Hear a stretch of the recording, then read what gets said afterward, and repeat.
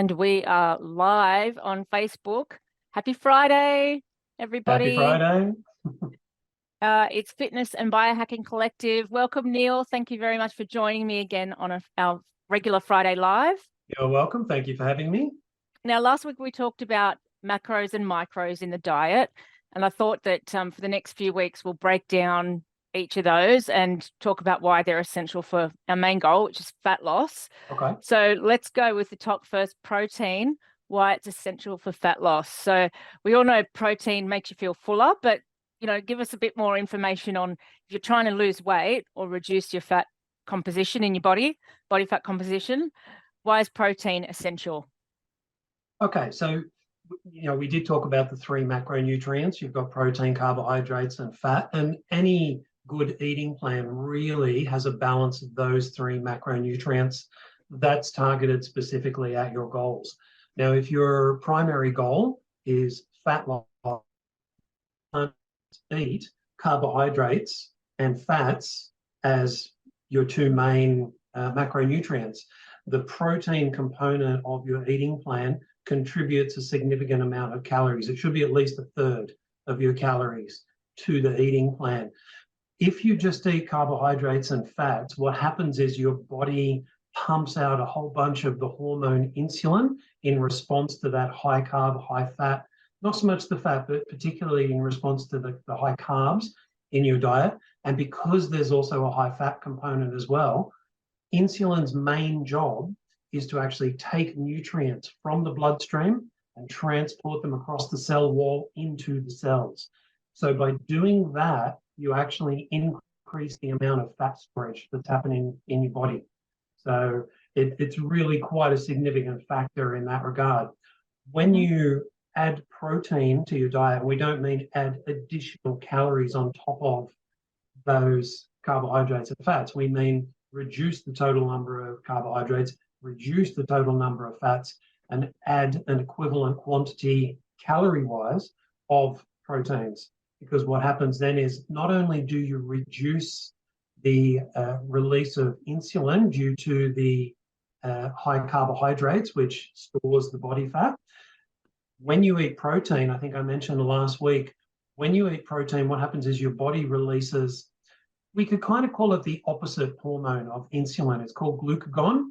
And what it does is it instructs your body, the cells in your body, to release fat from the stored fat cells, where it is, back into the bloodstream, ready to be utilized as energy.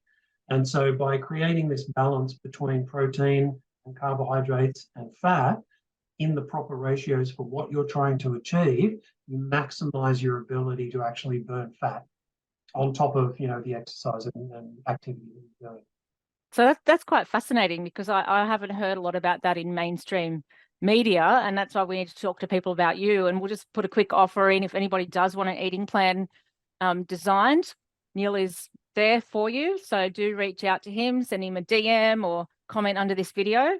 Happy to help. Yeah. So what's the best type of protein to eat, do you think, for fat loss? Or is there an answer to that question? There isn't really an answer to that question. There is, you could say that they're just like people have heard about good fats and bad fats.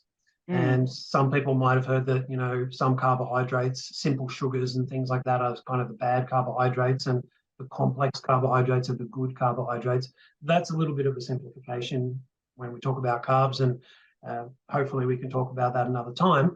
But with proteins, there are also complete proteins and incomplete proteins. And we could label them the same as well. We could say the incomplete ones are bad.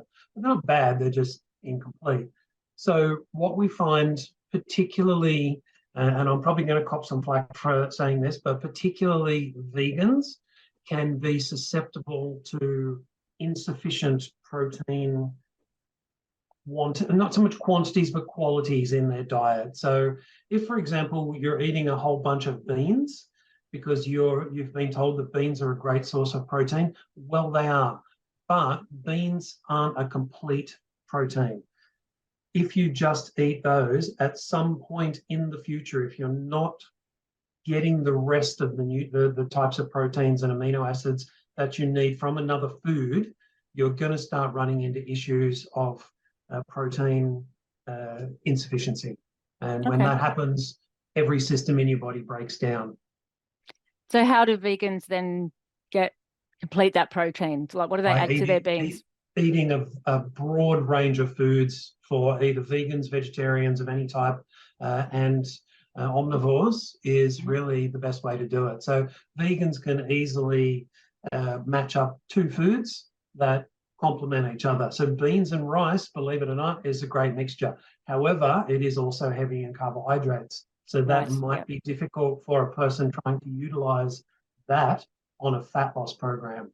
And you know, people over the years, I couldn't tell you how many people have come to me and said, "Oh, I'm eating really healthy, but I just can't seem to lose weight."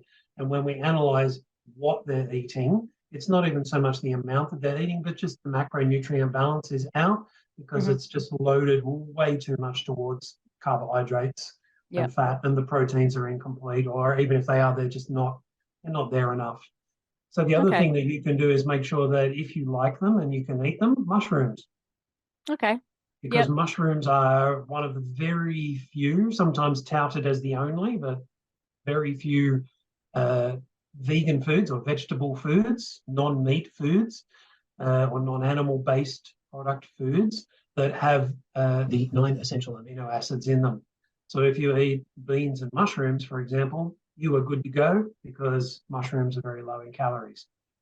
Okay, that's fascinating. Do you remember that campaign like years ago? I remember growing up, there was a mushroom society Meat or for mushroom vegetarians. meat for vegetarians as their slogan. So, Yes, that's um, the whole point behind that.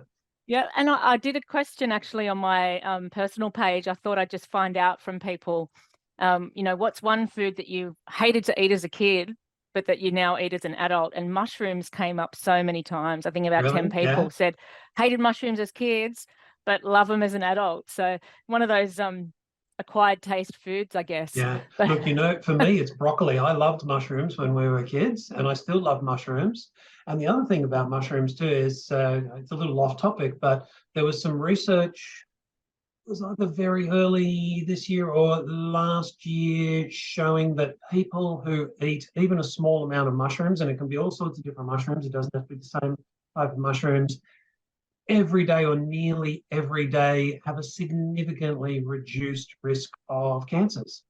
right, fascinating. Yeah. So that's not the magic mushroom kind, though. No, no, no. Not recommending those. No, we're not recommending the magic mushrooms. And with the shakes that I'm taking, they are Yeah. plant-based proteins, some of them, Yes. some of the shakes. Yes. So some of them are Yeah. whey-based, some of them are plant-based. Yeah. The Um, plant-based ones usually have a mixture of plant proteins in them. That's the thing. So you'll find yes, that they often these days plant-based ones are made from pea protein, pea and and rice in pea in and um rice, and they have in brown the rice ones. protein in there as well. Yes. So nearly all foods in reality are a blend of the three macronutrients. They're just skewed towards something. So when we say that rice is a carbohydrate food, what it means is it's mostly carbohydrate. And different foods have different proportions. So beans, again, for example, and there's lots of different types of beans, but just say beans. They're high in protein, they're high in fiber, and fiber is a type of insoluble or sometimes soluble, but undigestible carbohydrate. And then there are Mhm. also digestible carbohydrates there as well. So it's quite complex, and It I is think, very. yeah, it's not something we can discuss on a 10-minute live, but Mm, um I think when I've just been doing a lot of research on shakes and the quality of the shakes that I use, the isogenics ones. yeah. Um, and then, when you surf Instagram, because it knows I've been looking at shakes, it's throwing up all these shake ads. And a lot of them are just pea protein shakes, Yes. or, it's hard. They're hardly ever more than that, really. Pea is quite popular. And that's, what I try to tell people with isogenics is that they are a lot high quality, and they're also not full of fillers like soy and Mm, maltodextrin and things like that. But mm, it's interesting you say that, because yes, the isogenics plant-based proteins are a mixture of rice and pea. Now, when we're looking at the whey shakes, Neil, that's protein from whey is yes. a complete protein, is it? Yes. So when you're looking at whey shakes, it's more about the quality of the whey and where it comes from. Yeah, there's two primary types of whey. You have whey protein concentrate and you have whey protein isolate. Generally, the isolate is considered to be the superior form, but you can buy blended versions as well. So there's pure isolate, there's pure concentrate, and there's blended ones which sit somewhere in the middle. They both have advantages and disadvantages. It depends on the person. Often this is more a case of dietary sensitivities. And this is the same thing with the pea and the protein. It's not just a move away from soy because soy is bad. It's just some people, they can't digest soy as well. Some people can't digest whey protein isolate as well, but concentrate's fine, and vice versa. And some people can't do pea protein. It makes them fart like the cows are coming home.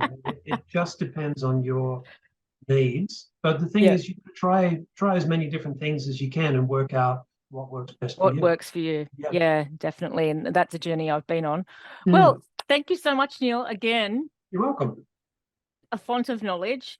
Now, before we go, if anyone does want a diet written for them, contact Neil. He's the expert here. I'm studying nutrition, and hopefully, in the next couple of years, I'll be in that space where I can help people with their eating plans. But in the meantime, hit Neil up, leave a comment here.